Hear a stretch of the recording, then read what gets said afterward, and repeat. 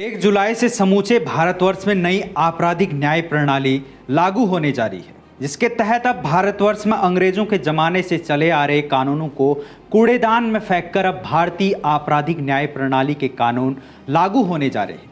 वहीं जैसे ही 1 जुलाई से नए आपराधिक कानून लागू हो जाएंगे तो भारत की आपराधिक न्याय प्रणाली धूल खा रही मोटी फाइलों के बोझ से आज़ाद हो जाएगी। वहीं आपको बताते चलें, नई आपराधिक न्याय प्रणाली के तहत 3 नए आपराधिक कानून लागू होंगे। सबसे पहले भारतीय न्याय संहिता 2023, भारतीय नागरिक सुरक्षा संहिता 2023, भारतीय साक्ष्य अधिनियम 2023। वहीं 25 दिसंबर 2023 को भारत के राष्ट्रपति ने इन तीनों कानूनों को अपनी मंजूरी दे दी थी। वहीं अब 1 जुलाई की तारीख से शुरू होते ही पुलिस, जांच और न्यायिक व्यवस्था का चेहरा पूरी तरह से बदल जाएगा। साथ ही विभिन्न तरीके के मामलों में इन कानूनों का एक गहरा असर पड़ने वाला है, जिससे आम जनता पर भी एक अच्छा खासा असर पड़ने वाला है। चलिए विस्तार में जानते हैं आखिर इन 3 कानूनों के लागू होने से भारत देश की न्याय प्रणाली में क्या क्या बदलाव होने वाले हैं।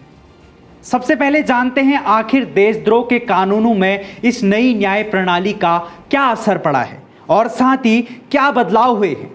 आपको बताते चलें, भारतीय न्याय संहिता 2023 की धारा 152 के तहत देशद्रोह के कानूनों को पुनः परिभाषित किया गया है, जो भारत देश की संप्रभुता, एकता व अखंडता को खतरे में डालने वाले कार्यों पर केंद्रित है। वहीं नए कानून के आने से पहले भारतीय दंड संहिता की धारा 124A सरकार के खिलाफ आवाज उठाने जैसे कृत्यों को परिभाषित करती थी, लेकिन अब नए कानून की धारा 152 के तहत अगर कोई नागरिक सशस्त्र विद्रोह करने के साथ ही विनाशकारी गतिविधियों और कोई अलगाववादी सोच को लेकर चलेगा तो नए कानून के तहत नागरिक के खिलाफ कार्रवाई होगी।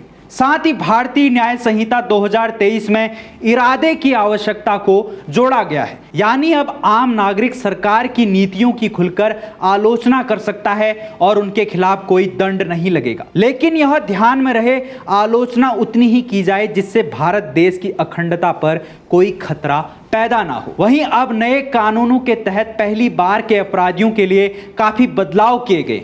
जहां कोई भी व्यक्ति पहली बार कोई अपराध करता है तो नए कानूनों के तहत उस पर करुणा और पुनर्वास का जोर दिया जाएगा। वहीं नए कानूनों के तहत छोटी मोटी चोरी जैसे अपराधों, बिना पूर्व के कोई आपराधिक रिकॉर्ड वाले व्यक्तियों को जेल की सजा देने के बजाय सामुदायिक सेवा जैसी सजा दी जाएगी।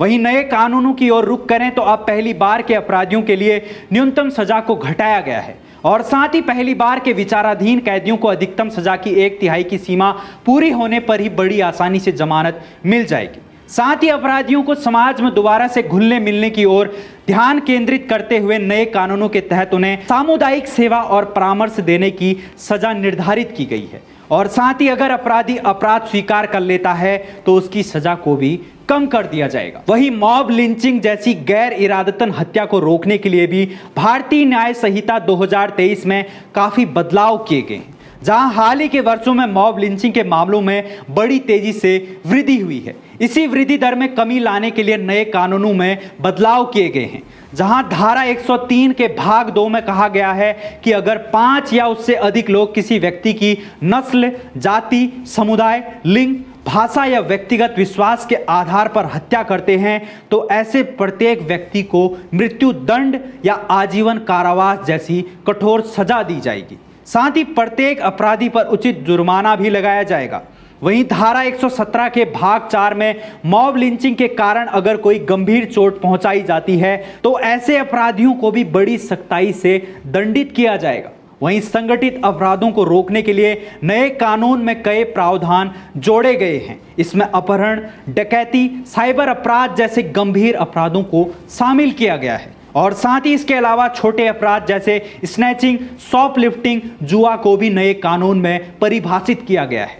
वहीं आर्थिक अपराध जैसे जालसाजी और धोखाधड़ी को कड़े दंड के दायरे में रखा गया है। यदि इन सभी अपराधों से किसी की जान चली जाती है तो अपराधी को मृत्युदंड या आजीवन कारावास के साथ ही 10 लाख रुपए का जुर्माना भी भुगतना होगा। वहीं संगठित अपराध में लिप्त अपराधियों की संपत्ति भी जब्त की जा सकती है और अदालत उनकी अनुपस्थिति में भी मुकदमा चला सकती है। वहीं भारत देश में आए दिन स्नैचिंग यानी छीना झपटी की घटना होती रहती है और यह मुख्य रूप से महिलाओं और बुजुर्गों के लिए सबसे बड़े खतरे के रूप में देखा जाता है। और साथ ही चेन स्नैचिंग व मोबाइल फोन स्नैचिंग की घटना भी बड़ी तेजी से बढ़ रही है, जिससे संवेदनशील डेटा, वित्तीय जानकारी व पासवर्ड शामिल हैं।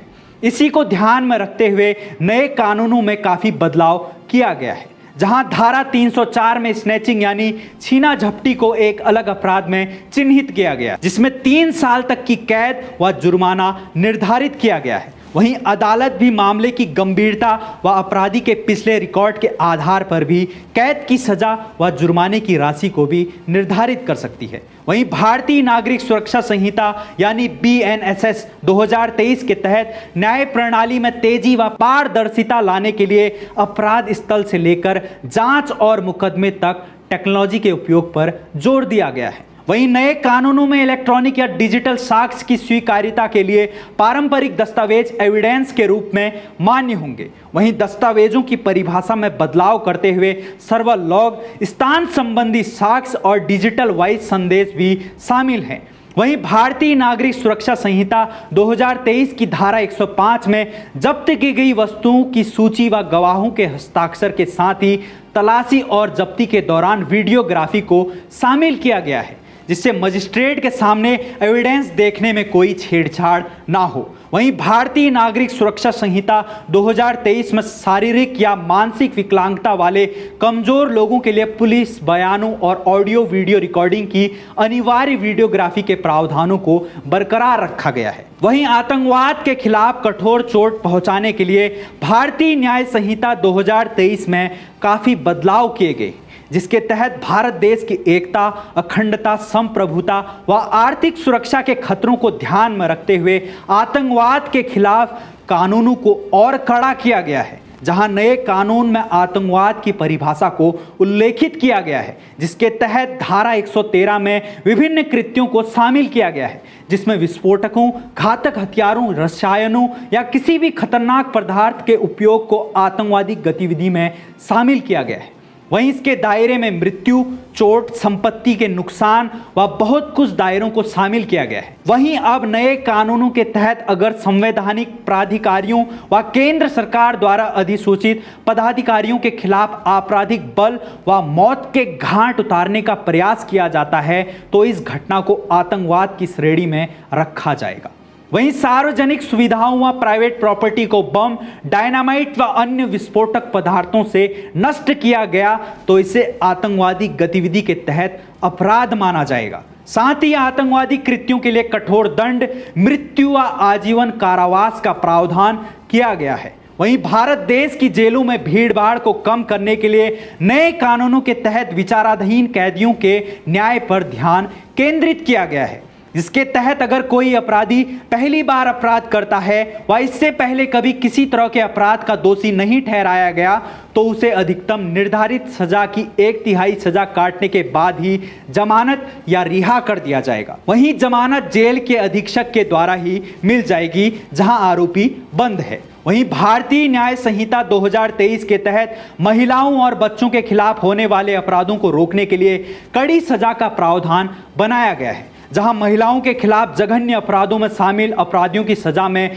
वृद्धि की गई है और साथ ही 18 वर्ष से कम उम्र की लड़कियों के खिलाफ अपराध के लिए गंभीर दंडों का प्रावधान किया गया है, जिसमें सबसे जघन्य कृत्यों के लिए आजीवन कारावास या मौत जैसी कड़ी सजा का प्रावधान किया गया है। वहीं नए कानून की धारा 199 के भाग सी के तहत अगर कोई पब्लिक सर्वेंट पीड़ित महिला के बयान दर्ज करने में आनाकानी करता है या कोई देरी करता है तो यह दंडनीय अपराध होगा। वहीं BNS की धारा 95 के तहत बच्चों के शोषण को भी दंडनीय अपराध माना गया है। वहीं अगर कोई व्यक्ति बच्चों को क्रिमिनल कार्यों में सम्मिलित करता है तो यह अपराध की श्रेणी में रखा जाएगा। वहीं अगर बच्चों को वेश्यावृत्ति के कार्य में धकेला जाता है या फिर बच्चों को वेश्यावृत्ति के लिए खरीदा जाता है तो BNS 2023 की धारा 96, 98 और 99 के तहत दंडनीय अपराध होगा। वहीं कानूनी कार्रवाई में पारदर्शिता लाने के लिए अब पीड़ितों को मुफ्त में ही एफआईआर की एक कॉपी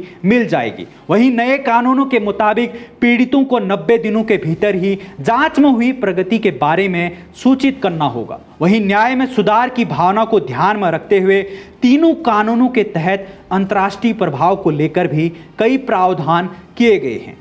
जहां भारत सरकार ने जिस भी अपराधी को घोषित अपराधी कहा है जो भारत छोड़कर विदेश भाग गया है, उसकी विदेशी संपत्ति को भी कुर्क किया जाएगा। साथ ही घोषित अपराधी के खिलाफ 100 से भी अधिक अपराधों को शामिल किया गया है, जिसमें बलात्कार, हत्या, संगठित अपराध, आतंकवादी गतिविधि जैसे अपराधों का दायरा बढ़ाया गया है। वहीं नए कानूनों के तहत सीमा पार के संगठित अपराधों को भी जोड़ा गया है, जिसके तहत मानव तस्करी, नशीली दवाओं, हथियारों, अवैध वस्तुओं व सेवाओं की तस्करी के कृत्यों में कड़ी सजा का प्रावधान किया गया है। वहीं आर्थिक अपराध और सीमा पार वाले साइबर अपराधों को भी संगठित अपराध के दायरे में रखा गया है। वहीं नए कानूनों के तहत संपत्तियां संबंधी मामलों का त्वरित निपटारण होने वाला है, जिसके तहत टेक्नोलॉजी का सहारा लिया जाएगा, जैसे संपत्तियों की फोटोग्राफी और वीडियोग्राफी। यानी कहा जाए तो अब सारी संपत्तियों को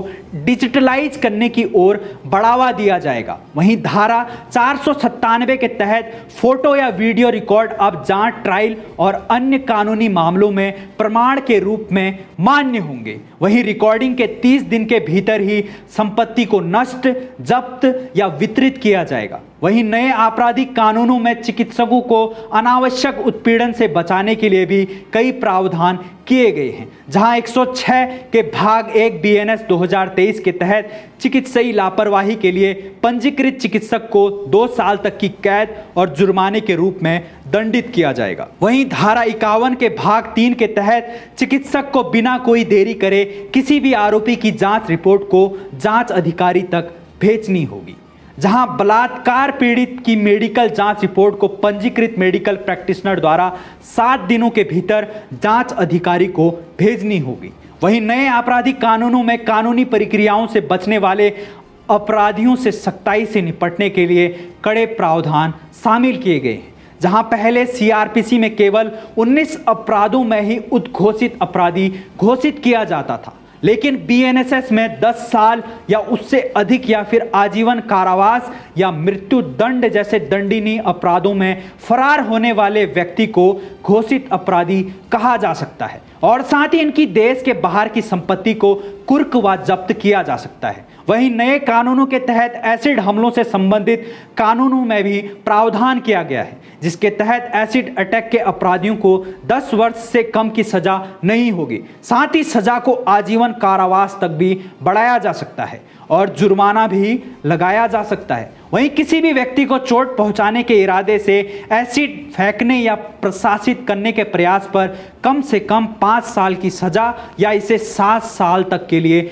बढ़ाया जा सकता है और जुर्माना भी लगाया जाएगा। वहीं नए आपराधिक कानूनों के तहत महिलाओं को यौन उत्पीड़न से सुरक्षा प्रदान करने के लिए कानूनी व्यवस्था को और अधिक कड़ा किया गया है। साथ ही अंतर्राष्ट्रीय मानकों के साथ तालमेल बैठाते हुए लैंगिक समानता और गैर भेदभाव के प्रति प्रतिबद्धता को और मजबूत किया गया है। वहीं नए आपराधिक कानूनों से मानव तस्करी के विरुद्ध कानूनी ढांचे को मजबूत किए जाने की ओर कदम बढ़ाए जा रहे हैं, जहां बच्चों को वेश्यावृत्ति के लिए खरीदने वाले मामलों के लिए न्यूनतम 7 साल की सजा अनिवार्य की गई है और इसे 14 साल तक भी बढ़ाया जा सकता है। वहीं मानव तस्करी के उद्देश्य से शोषण अभिव्यक्ति में भिक्षावृत्ति को भी जोड़ा गया है। वहीं नए आपराधिक कानूनों में किशोर न्याय बोर्ड को लेकर भी बदलाव किए गए हैं, जहां धारा 20 के तहत 7 साल के कम उम्र के बच्चों द्वारा किया गया कोई भी कार्य अपराध नहीं माना जाएगा। वहीं धारा 21 के अनुसार 7 साल से अधिक उम्र और 12 साल से कम उम्र के बच्चों द्वारा